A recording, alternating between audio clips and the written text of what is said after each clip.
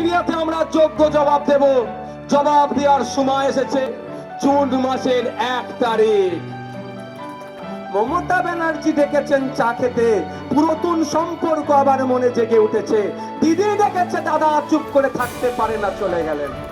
আগামী জুন মাসের 1 তারিখে ইভিএম মেশিনের বুদাম টিপে তাকে বিপুল ভোটে জয়যুক্ত করে পার্লামেন্টে পাঠানো। পার্লামেন্টে পাঠিয়ে আমার দলিত মায়ের ছেলেটা যেটা চাকরি করবে, যা কোটা আছে, ওখানে কেন মুসলিম চাকরি করবে? ও মুসলিম বলে কি চুপ করে যেতে হবে নাকি? আমাকে অন্যায়কে অন্যায় বলতে হবে।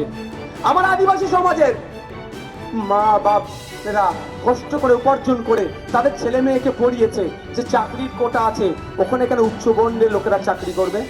ও উচ্চ বর্ণ বলে কি চুপ করে যেতে হবে নাকি? তাপস বাবু তো উচ্চ বর্ণের লোক, তো চুপ করে যেতে হবে নাকি? না, লড়াই তো ওখানেই, আমাদের সংগ্রাম তো ওখানেই।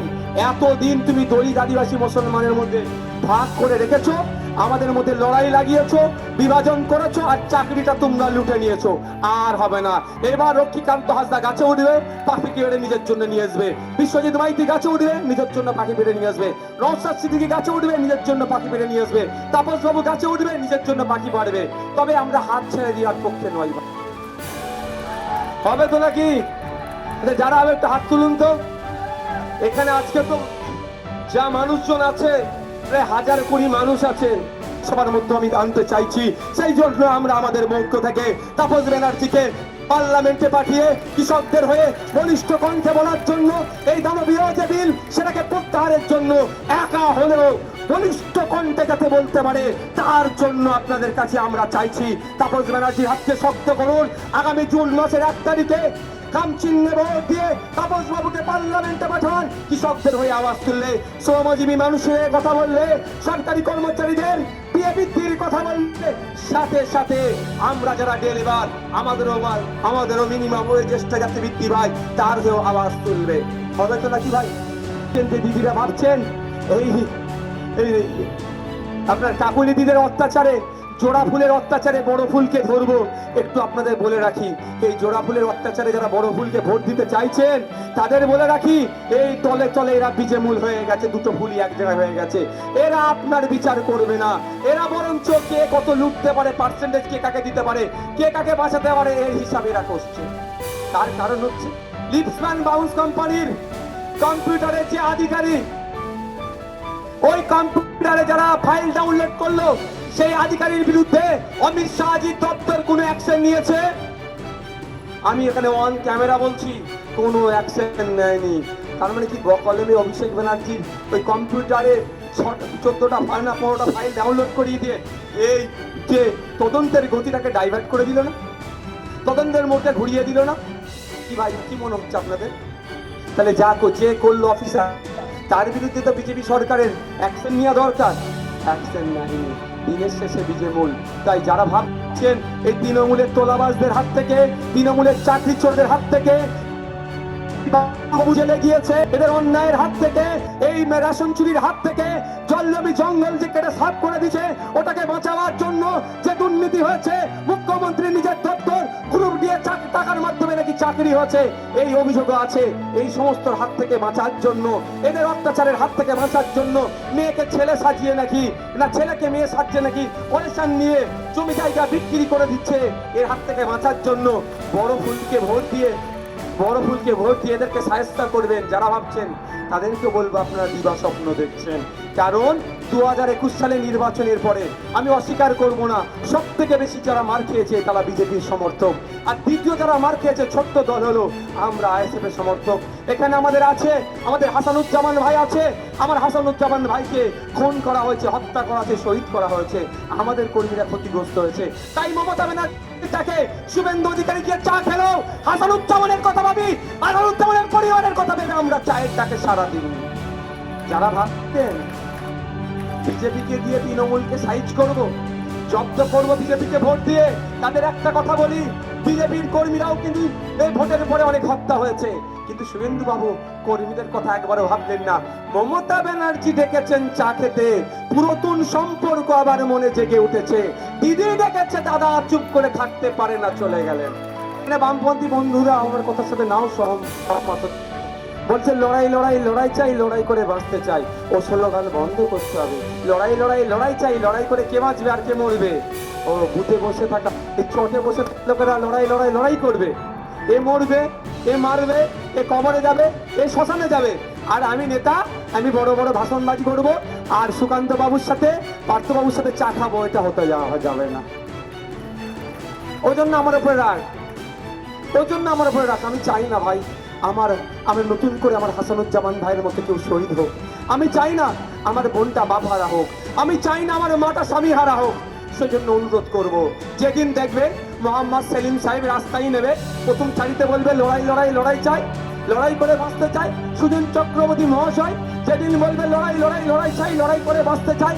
অভিষেক ব্যানার্জি বলবে লড়াই লড়াই লড়াই চাই, লড়াই করে বাঁচতে চাই। মমতা ব্যানার্জি বলবে লড়াই লড়াই লড়াই চাই, লড়াই করে বাঁচতে চাই।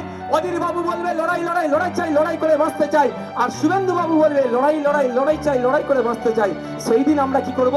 বড় নেতাদেরকে আগিয়ে যাবো। এতদিন আমরা মার খেয়েছি 75 বছর ধরে, তুমি একটু মার খাও, আমরা একটু তালি বাজাবো। সেই দিন বলবো এর আগে তোমরা যাও, নিজেরা গিয়ে লড়াই করো। ও তুমি শুভেন্দু বাবু মমতা দিদির সাথে চা খাবে আর বুতে বলছো কি লড়াই কর, আমি আছি। ও হতে দেবো না, আমরা হতে দেওয়া যাবে ভাই? 75 বছর ধরে আমার দাদু ওনার হয়ে মরেছিল, আমার বাবা ওনার ছেলের হয়ে লড়াই করছে, আমার বাবা ওনার ছেলের হয়ে ধ্বংস হয়েছে। আমাকে বলছে এখন ওনার হয়ে করতে হবে, না করলে তুমি সাম্প্রদায়িক না, তুমি যা ইচ্ছা বলো, আর হবে না। আমার দাদুরা সাদা সিধে ছিল, আমার দাদুরা সরল ছিল। আমার দাদুকে দিয়ে গাছে উঠিয়ে তুমি পাখি পেরিয়ে নিয়েছো। আমার দাদু গাছে উঠতে গিয়ে পাখি পাড়তে গিয়ে পড়ে হাত পা ভেঙেছে, মারা গিয়েছে। বছরে একটা দিন এসে অমুক অমর গ্রহে বলে মালা দিয়ে কেটে পড়েছো। আমার বাবা সাদা সিধে ছিল, আমার বাবাকে গাছে তুলিয়েছো, পাখি পাড়িয়েছো। আমার বাবারও ক্ষতি হয়েছে, আমার বাবা মারা গিয়েছে গাছ থেকে পড়ে, হাত পা ভেঙেছে। তুমি আমার বাবার খোঁজ নিওনি। বছরে একটা দিন এসে অমুক অমর গ্রহে বলে তুমি মালা পরিয়েছো। আর হতে দেওয়া যাবে না। আমার হাতে এখন অ্যান্ড্রয়েড সেট এসে গিয়েছে। আমি চালাক বলছি না, কিন্তু এই মোবাইল আমাকে কিছুটা হলেও চালাক বানিয়ে দিয়েছে। আমি দেখছি আমার দাদু শুধু জেলে গিয়েছে, আমার দাদু বাড়ি জেল বাড়ি করেছে, আমার বাবা জেল আর বাড়ি করেছে। আমাকেও জেল আর বাড়ি করতে চাইছো, হবে না। গাছে আমি উঠবো যখন, গাছে যখন আমি উঠতে জানি, আমার দাদুরা পাখি পেড়ে নিয়েছে, তোমার দাদুকে দিয়েছে, ও আর হবে না। আমি গাছে উঠে আমি পাখি পাড়বো, আমার কাছে রাখবো। হ্যাঁ, ওই জন্যই রাগ হচ্ছে। তুমি আমার দলিত মাকে খুব ভালোবাসছো। আমার দলিত মায়ের ছেলেটা যেটা চাকরি করবে, যে কোটা আছে, ওখানে কেন মুসলিম চাকরি করবে? ও মুসলিম বলে কি চুপ করে যেতে হবে নাকি আমাকে? অন্যায়কে অন্যায় বলতে হবে। আমার আদিবাসী সমাজের মা বাপরা কষ্ট করে উপার্জন করে তাদের ছেলে মেয়েকে পড়িয়েছে, যে চাকরির কোটা আছে, ওখানে কেন উচ্চ বর্ণের লোকেরা চাকরি করবে? ও উচ্চ বর্ণ বলে কি চুপ করে যেতে হবে নাকি? তাপসবাবু তো উচ্চ বর্ণের লোক, তো চুপ করে যেতে হবে নাকি? না, লড়াইটা ওখানেই, আমাদের সংগ্রামটা ওখানেই। এতদিন তুমি দলিত আদিবাসী মুসলমানের মধ্যে ভাগ করে রেখেছো, আমাদের মধ্যে লড়াই লাগিয়েছো, বিভাজন করেছো, আর চাকরিটা তোমরা লুটে নিয়েছো। আর হবে না। এবার লক্ষ্মীকান্ত হাসদা গাছে উঠবে, পাখি পেড়ে নিজের জন্য নিয়ে আসবে। বিশ্বজিৎ মাইতি গাছে উঠবে, নিজের জন্য পাখি পেড়ে নিয়ে আসবে। নওশাদ সিদ্দিকী গাছে উঠবে, নিজের জন্য পাখি পেড়ে নিয়ে আসবে। তাপসবাবু গাছে উঠবে, নিজের জন্য পাখি পাড়বে। তবে আমরা হাত ছেড়ে দেওয়ার পক্ষে নয় ভাই, আমরা হাতকে ধরার পক্ষে। তুমি যদি মনে করো আবার আমার দাদুদের মতো সরল সহজে আমাদের বোকা বানাবে, ও দিন গুজারে। হাতে এখন অ্যান্ড্রয়েড সেট আছে, তোমরা দিনের শেষে এক জায়গায় বসে চা খাচ্ছ আর আমাদের মধ্যে মারামারি লাগিয়ে দিচ্ছ, ও আর হতে দেওয়া যাবে না। আমি পৌঁছে গেছিলাম সেখানে, আমি সেখানে বসে আমার ভালোবাসার কিছু লোক ছিল, তাদেরকে বললাম বাজারে যাও। এখান থেকে বাজার কত কিলোমিটার? বলছে 10-15 কিলোমিটার। বলছি বাজারে যাও, যতক্ষণ না পর্যন্ত রান্না করে এরা খাচ্ছে আমি এখান থেকে যাব না। এর মধ্যে ওখানকার যিনারা আধিকারিকরা ছিল বসে বলছে, সাহেব এটা একটু গরম জায়গা, সন্ধ্যা হয়ে আসছে, একটু আপনি তাড়াতাড়ি করুন। আমি বলেছিলাম সেই সাহেবকে, সাহেব শুনুন, আমার মা না খেতে পেয়ে এখানে বসে আছে 2 দিন ধরে, আমার মায়ের চুলোটা জ্বলেনি, তখন আপনারা দেখতে পাননি। সাহেবকে যদি এতই ভালোবেসে থাকেন, সাহেবের মা আজকে অত্যাচারিত হয়েছে, সাহেবের বোন আজকে অত্যাচারিত হয়েছে, সাহেবের ভাই আজকে অত্যাচারিত হয়েছে, এদের আগে আমি খাবার ব্যবস্থা করব। তাতে যদি দুঘা মার খেতে হয় মার খাবো, আমার আদিবাসী মা বোনকে খাইয়ে তারপরে এখান থেকে বিদায় নেব। আমরা লাগাতার 15 দিনের অধিকে আমরা তাদের খাদ্যের ব্যবস্থা করেছিলাম। তারপরে তারা স্বাভাবিক হয়েছিল, তারা খেয়েছিল। কিন্তু প্রশ্ন এখানে, এরা খেতে পাচ্ছে না, আমাকে ধর্মের রাজনীতি করতে বলছে, পারবো আমি? এরা অত্যাচারিত হচ্ছে, আমাকে বলছে তুমি মুসলিম মুসলিম করো, আমার দ্বারাই হবে না। যে অত্যাচারী, যে বঞ্চিত, তার হয়ে কথা বলবো। আজকে বিদ্যুৎ মণ্ডল আমার দলিত ভাই একজন, তাকে হত্যা করা হলো, তার বাড়ি পৌঁছে গিয়েছিলাম, তার হয়ে বিধানসভার মধ্যে আওয়াজ। এই লড়াই আমার